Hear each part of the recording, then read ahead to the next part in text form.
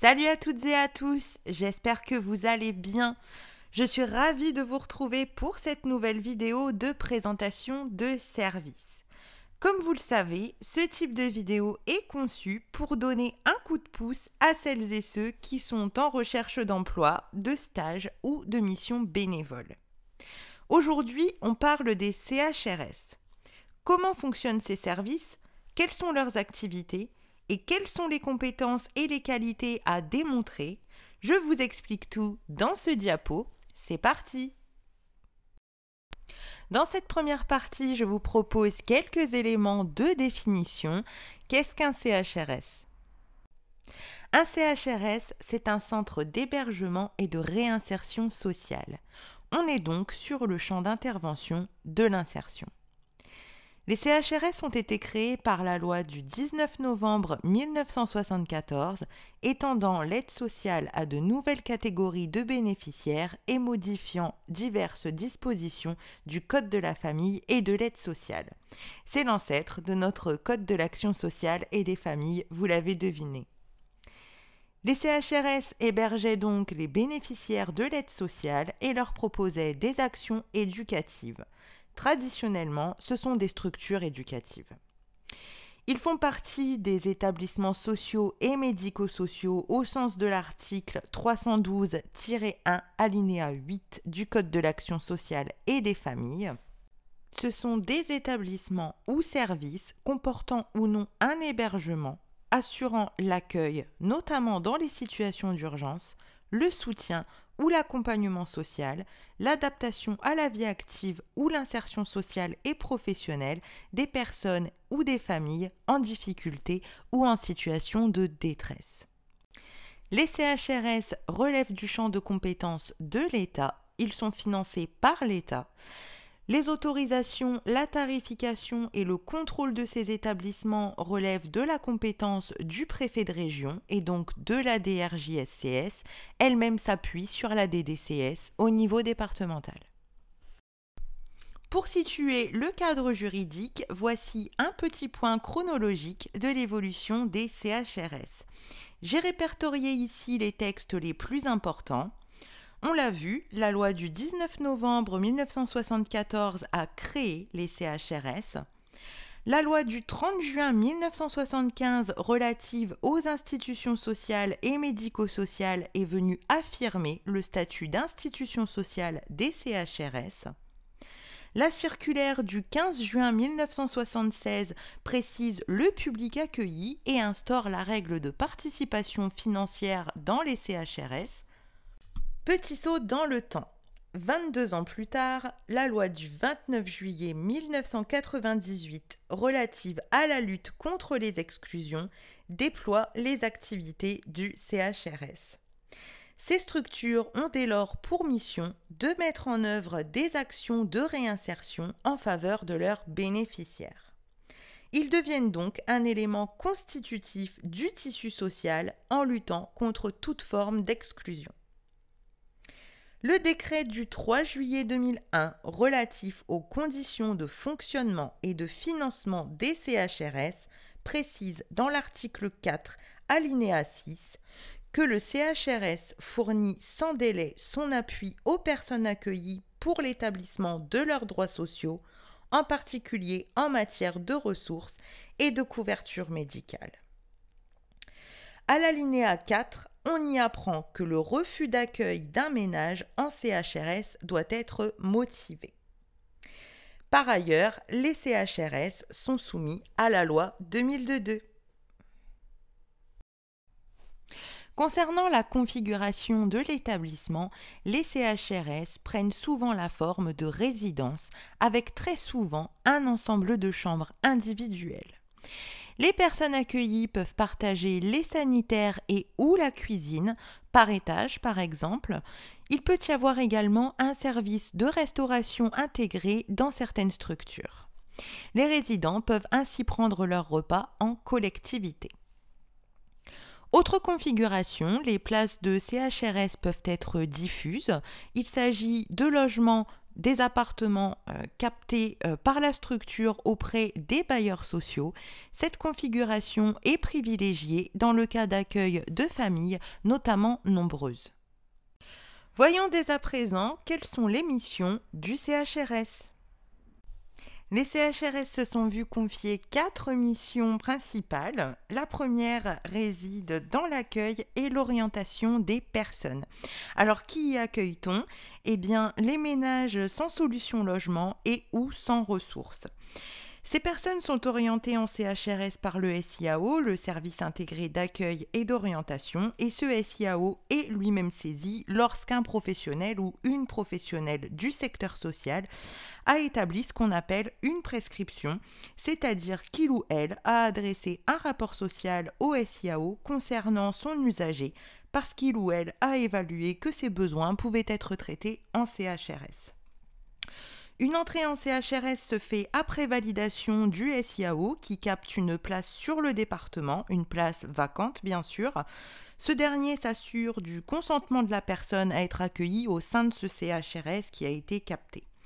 J'espère être claire dans mon propos. On projette de vous préparer une vidéo spécifiquement sur le service intégré d'accueil et d'orientation et puis une autre sur la procédure d'accueil en CHRS. On s'est dit que ça pouvait sûrement vous intéresser pour compléter ces connaissances-là.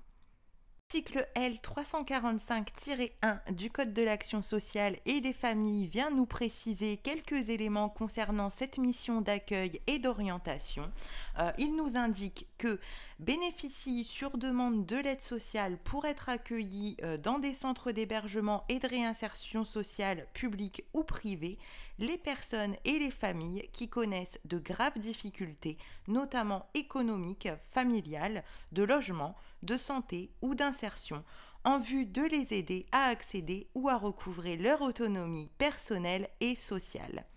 Les étrangers s'étant vus reconnaître la qualité de réfugiés ou accorder le bénéfice de la protection subsidiaire en application du livre 7 du CESEDA peuvent être accueillis dans les centres d'hébergement et de réinsertion sociale dénommés centres provisoires d'hébergement définis au chapitre 9 du titre 4 du livre 3 du présent code.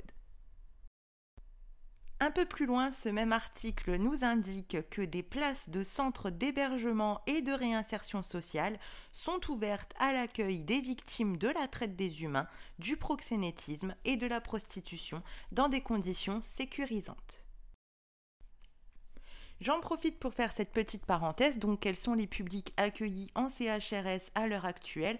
Eh bien, tout d'abord, des personnes majeures. Effectivement, il faut avoir au moins 18 ans pour pouvoir être accueilli en centre d'hébergement et de réinsertion sociale. Alors, on y trouve très souvent des personnes isolées, en couple avec ou sans enfants, des familles monoparentales, des ménages sans ressources, sans solution logement bien sûr, qui connaissent des difficultés économiques suite à une expulsion locative par exemple, ou alors parce qu'il s'agit de jeunes en rupture familiale. On y rencontre également des sortants de prison, de services psychiatriques, d'hébergements d'urgence, de foyers jeunes travailleurs par exemple. On y trouve bien sûr, comme on l'a vu, des personnes d'origine étrangère donc qui sont soit sous le statut de réfugiés ou qui bénéficient de la protection subsidiaire. Et puis enfin, on rencontre également des personnes connaissant des difficultés en termes d'autonomie, des personnes qui sont sous tutelle, sous curatelle simple ou renforcée ou alors sous MASP. La deuxième mission des CHRS est d'offrir un hébergement temporaire aux personnes et de les faire accéder au logement. La prise en charge démarre pour 6 mois, elle est prolongeable quelques mois si la situation le nécessite. Ce peut être en attente d'un logement, en attente de stabiliser les ressources ou de démarrer un projet professionnel. Elle est renouvelable, cette prise en charge. Dans ce cas, il faudra en faire la demande auprès de la DDCS en expliquant le motif de prolongation ou de renouvellement. En général, on ne peut excéder 18 mois de prise en charge. Et encore, la plupart du temps, les prises en charge se font aujourd'hui entre 6 et 12 mois. Quant à l'accueil, il est soumis aux documents de la loi 2002 comme vous le savez. Et puis pour faire accéder au logement, un travail en étroite collaboration est mené avec les bailleurs sociaux. La troisième mission des CHRS réside dans le soutien et l'accompagnement social. Alors pour chaque personne accueillie, on définit un référent ou une référente, voire une co-référence. Ça m'est arrivé de travailler avec mon collègue moniteur éducateur qui accompagnait à ce moment-là une dame en situation un peu délicate puisqu'elle était victime de violences conjugales. Elle est arrivée avec ses enfants en CHRS. La situation était très complexe et puis à mesure de l'accompagnement, mon collègue s'est rendu compte qu'une présence féminine ne serait pas de trop pour évoquer certains points du passé de cette dame. Du coup, on a établi une co-référence et puis ça s'est plutôt bien passé comme ça. L'accompagnement en CHRS, il faut le savoir, il est vraiment complet, hein. Il va agir sur les volets social et éducatif. Et puis bien sûr, il va prendre la forme d'un projet d'accompagnement individualisé, puisque forcément, on adapte nos suivis au cas par cas. L'accompagnement éducatif va être beaucoup axé sur la tenue d'un logement autonome, bien sûr. Et puis, ce que je voulais vous dire également, ce qui est très important à savoir, c'est que tous les personnels des CHRS sont soumis au secret professionnel en application de l'article 226-13 et 226-14 du Code pénal. Alors, ça n'était pas le cas avant, puisqu'effectivement, on faisait le distinguo entre les assistants de service social et les éducateurs spécialisés ou les moniteurs éducateurs. Donc, les assistants de service social sont tenus au secret professionnel par profession. De fait, les éducateurs se disaient que eux, non, n'y étaient pas soumis. Sauf que cette loi donc, du 4 août 2014 est venue un petit peu homogénéiser les pratiques de ce côté-là. Donc, tous les personnels, j'insiste, peu importe la formation du professionnel en question, tout le monde est soumis au secret professionnel. En quatrième et dernier lieu, les CHRS ont donc une mission d'insertion sociale et professionnelle auprès des publics accueillis. Donc ça passe par des activités socialisantes qui sont mises en place au sein de la structure. Bien évidemment, les assistants de service social le savent, hein, il y a beaucoup de thématiques qui peuvent donner lieu à des ISIC notamment. On organise très souvent des repas éducatifs, bien évidemment, puisque ça permet aux gens de se rencontrer, de retrouver une certaine sociabilité, on va dire. Alors effectivement, nous, on pratiquait beaucoup ces repas éducatifs. Bien sûr, il va y avoir un travail sur le projet professionnel, notamment lorsqu'il y a chômage, par exemple, de longue durée, ou alors absence de formation, absence de diplôme. Ce travail va s'axer effectivement sur l'accès à des formations qui vont donner lieu à des stages, et puis doucement permettre aux personnes de se réinsérer professionnellement dans la société. Évidemment, la garantie jeune, hein, pour les jeunes, est un dispositif qui va être très sollicité par les professionnels puisque les jeunes, très souvent, concernés sont très éloignés de l'emploi. De fait, la garantie jeune va leur permettre d'arriver à définir un nouveau projet professionnel. Les contrats d'apprentissage, les contrats de professionnalisation aussi sont envisageables, hein, pour pouvoir mettre fin à cette période de chômage ou alors à cette absence de projet professionnel. On travaille également, bien sûr, tout ce qui va être accès, stabilisation et gestion des ressources, hein. Je vous rappelle que l'objectif premier d'un CHRS, c'est tout de même de faire accéder au logement autonome aux personnes qui sont accueillies. Le CHRS est provisoire et il faut pouvoir envisager sur un long terme un accès et puis une tenue du logement autonome. Le décret du 3 juillet 2001 et la circulaire du 11 juillet 2002 viennent nous donner des indications sur la participation financière mensuelle des usagers. Pourquoi ? Parce qu'en fait, on considère que participer financièrement à cet hébergement, eh bien, c'est éducatif dans le sens où lorsqu'on accède après à un logement autonome, évidemment, on est tenu de payer son loyer. Donc, il va de soi que les personnes qui sont bien sûr avec des ressources, hein, accueillies en CHRS, vont pouvoir participer à mesure, bien sûr, de ce qu'ils perçoivent par mois à cette participation financière. Voilà. Pour les personnes qui arrivent en CHRS et qui n'ont pas de ressources du tout, ça arrive, hein, soit c'est des personnes d'origine étrangère par exemple qui n'ont pas encore fait valoir leurs droits, soit c'est des personnes qui étaient en rupture de droit, qui n'ont pas renouvelé leurs droits. Eh bien, il est possible pour ces personnes de percevoir une allocation mensuelle de subsistance, hein, qui va être virée directement par le CHRS, soit sous forme de virement bancaire ou alors qui va être remis en espèces. Cette allocation mensuelle de subsistance va permettre voilà, de pouvoir subsister, évidemment, c'est-à-dire pouvoir s'acheter la nourriture, les produits d'entretien, les produits d'hygiène qui sont nécessaires à la vie quotidienne, bien sûr. Encore une fois, c'est une allocation qui va être remise de manière temporaire, hein. C'est le temps que l'éducateur ou l'assistant de service social ou le moniteur éducateur, en tout cas en charge de la situation de la personne, puisse rétablir les droits de ces personnes et effectivement leur faire accéder à des ressources. Je vous propose dans cette troisième et dernière partie d'évoquer le travail de manière plus concrète en CHRS. Comme à l'accoutumée pour ce type de vidéo, je vous propose un tour d'horizon concernant le personnel du CHRS. Alors, qui trouve-t-on? Évidemment, une équipe de direction, donc un directeur, une directrice, un ou une adjointe ou un ou une chef de service. Une équipe socio-éducative, on trouve beaucoup de travailleurs sociaux de niveau 3, des éducateurs spécialisés traditionnellement, hein. Au départ, c'était vraiment le seul corps de métier qui travaillait en CHRS et puis depuis quelques années, vous le savez, on a ouvert la porte à d'autres formations. Aujourd'hui, il y a beaucoup d'assistants de service social qui travaillent en CHRS et puis des moniteurs, éducateurs également. Bien sûr, vous allez trouver des personnels administratifs comme un agent d'accueil, une secrétaire, une comptable par exemple, une équipe technique et puis des agents d'entretien bien sûr pour la tenue des locaux, des veilleurs de nuit bien sûr et puis ce qu'on appelle un permanent ou une permanente sociale ou un concierge. Alors pour rappel, les permanents sociaux sont des personnels qui interviennent dans des structures d'hébergement. Ce sont des personnes qui ne travaillent en général que quelques heures par semaine, voire par mois, et qui sont en fait là pour intervenir en cas d'extrême urgence, la nuit par exemple, ou lors de week-ends et de jours fériés. Alors que fait concrètement le travailleur social en CHRS ?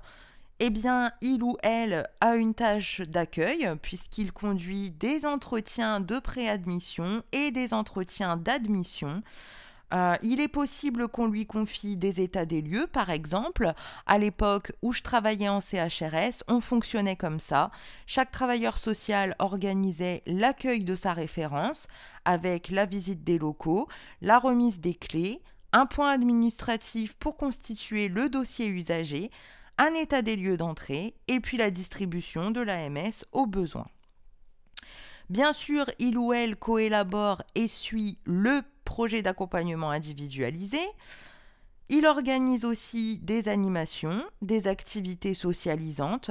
Alors nous, on faisait des repas éducatifs comme dans beaucoup de CHRS jusqu'à ce que la direction en décide autrement.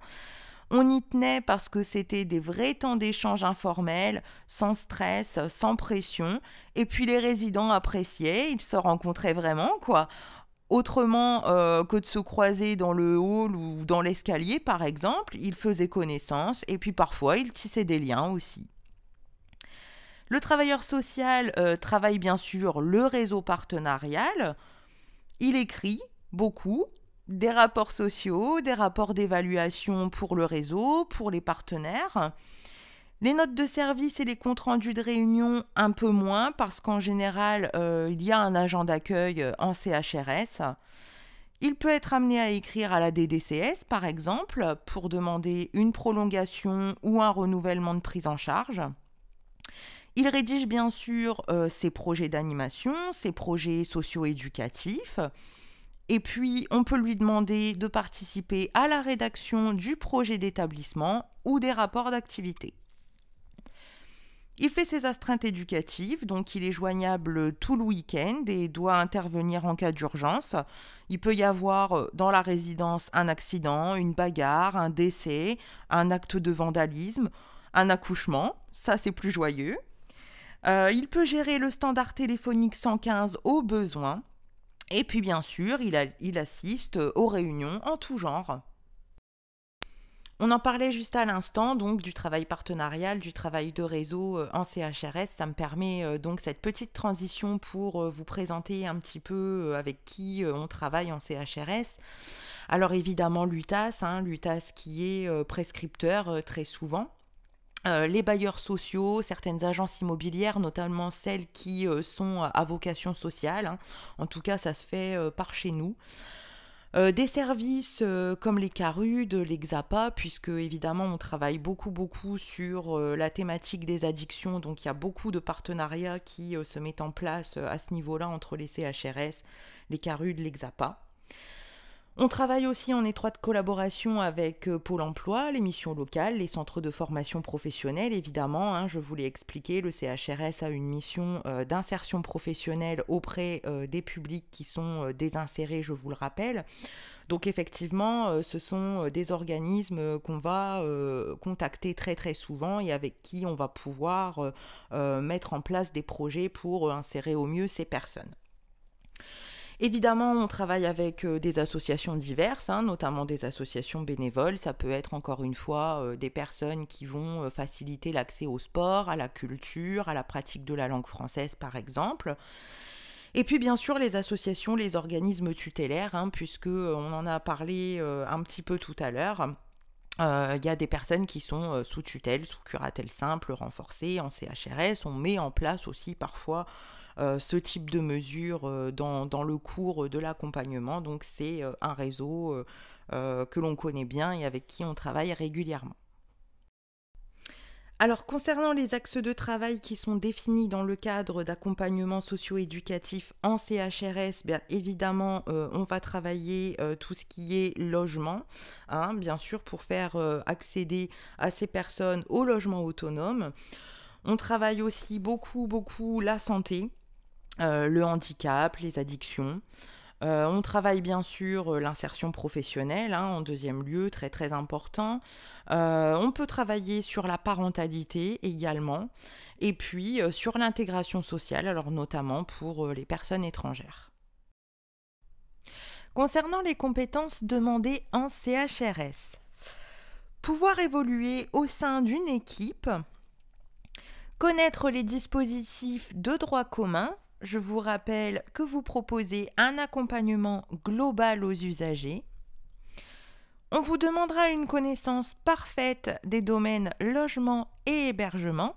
Vous allez travailler en étroite collaboration avec le SIAO, assister à des commissions hébergement, des commissions FSL aussi par exemple. Vous allez épauler les résidents dans leur recherche de logement et être donc au contact des bailleurs publics, privés, des agences immobilières, des gestionnaires de FJT par exemple.